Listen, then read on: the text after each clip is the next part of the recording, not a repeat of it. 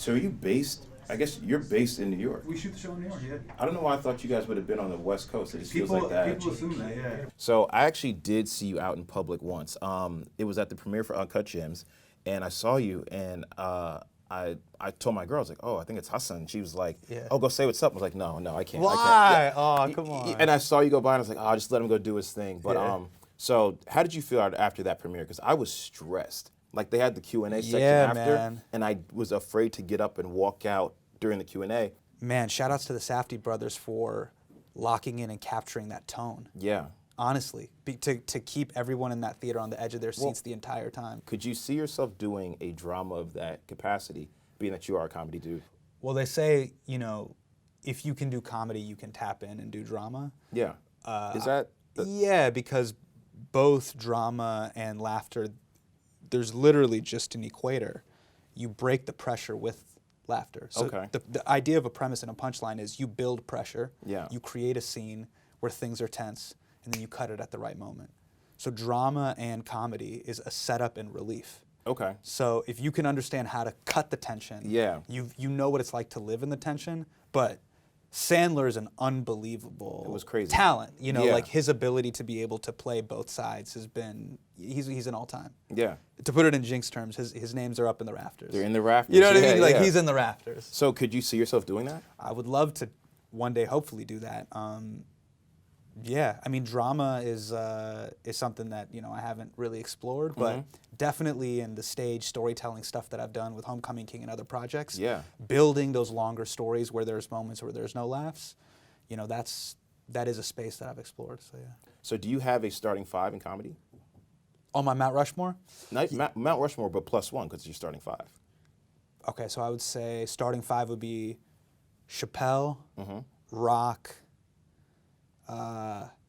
Pryor, Carlin, and who's from my current class? The 4 is exactly that's yours, right? Yeah, yeah. My 5th. The 5th is I feel like it's to be determined.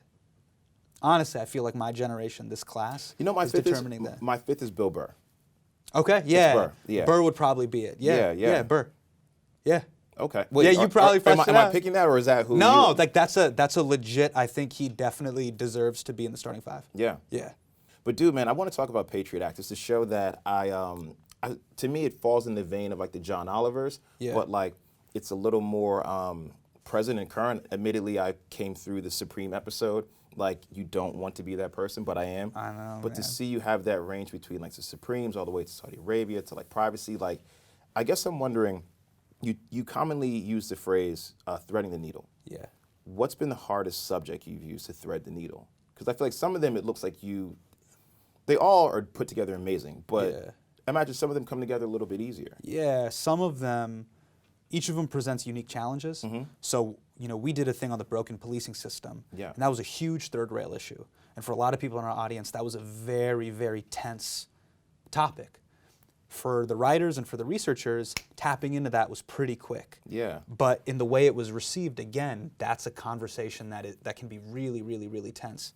Other stuff, like I said, they're all difficult in their own ways. Supreme was something that came so naturally to me. For the news, research, and the showrunner, they said, why is this significant? Yeah. What is this a story of? And to me, it was convincing everybody on board to go, let's use Supreme as an example to talk about what the intrinsic value of hype is. Yeah. And you can then use Supreme as a way to talk about diamonds or Fabergé eggs or status. And that's a much bigger world than just James Jebbia and Supreme drops. Yeah. And so, that to me has always been the sort of secret sauce of the show. Is that like... Yeah, you take something smaller and you say, what is this a story of? Our affirmative action episode, is America a meritocracy? And if it's not, what policies should be put in place? It has to answer a larger question. Amazon, I'm lazier than I am woke, so I need the government to come in and save me from myself. Yeah. You should be able to summarize it or ask the philosophical question within 2 or 3 sentences. And when I talk these things through with our news team, they have that journalistic eye. Because there'll be stuff I just want to talk about. Yeah. Fast fashion was another one. Yeah, yeah. My desire to stay fresh to death is literally killing the planet. So where do we go here? It's dark, but valid. Yeah. And so they go, okay, that's an interesting question to answer. Let's go. Now we can start analyzing the H&Ms and the Zaras and all that sort of stuff. So how do you react to a Saudi Arabia episode? To me, that became one of those things where all of a sudden the show got put in this position where now we're a case study. You know, I'm a comedian that hosts a comedy show, and that situation, I think, put us into a larger international discussion about global platforms and censorship laws. 10, 15 years ago, you could honestly say whatever you wanted to say because distribution rights were really for North America. Yeah, you're talking to a region, you're talking, yeah. And now for the first time we're seeing a platform like Facebook, which has 2 billion followers. I mean, that's more than any modern religion. How do you even, Damn. Yeah, man.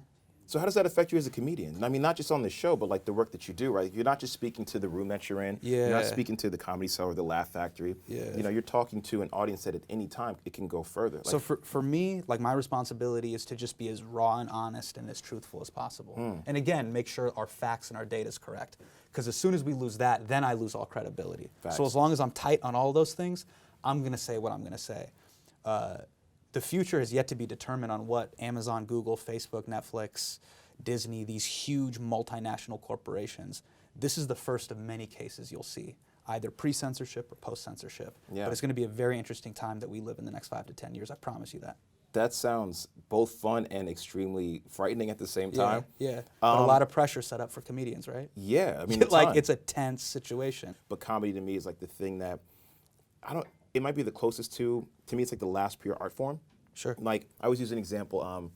Beyonce can land in a film because she's Beyonce, right? Or like Kevin Garnett, while he did great on screen, can land in a film because he's great at sports. But like comedy, if you're not funny, you don't get to make the team. It's like a sport. It's like a full contact and sport. the audience will give you 2 or 3 minutes. Yeah. You know, like if I get on stage or an Amy Schumer gets on stage or a Bill Burr, they'll give you a couple minutes of like, oh, it's the guy or it's the girl from The Thing.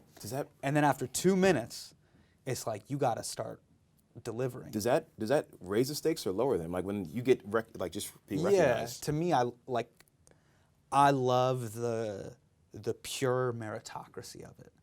I would actually be sad if I lost that. For sports in general, I guess I'm wondering if you were to approach this on your show, what would be a sport type subject or sport adjacent subject that you would approach on your show to thread the needle? So one of the big things that we covered on the show a couple cycles ago was corruption in cricket. To me, that was such a fun world to do. Yeah. One, it's one of the biggest sports in the world that no one knows. It's a big sport. Exactly. Yeah. And I love juxtapositions like that. It's one of the biggest sports in the world that no one kind of knows about. And then 2, there's a great story there of corruption and greed and all the great sort of DNA things that you need to tell a great story. What's happening with the NBA right now is really, really interesting and fun. And again, one of the key components to telling a great story is, do you have all the pieces, do you have all the clips, and do you have all the primary sources? Yeah. Dude, thank you. Thank you, brother. Appreciate you. Honestly. Yeah. Yeah. Thank you, man.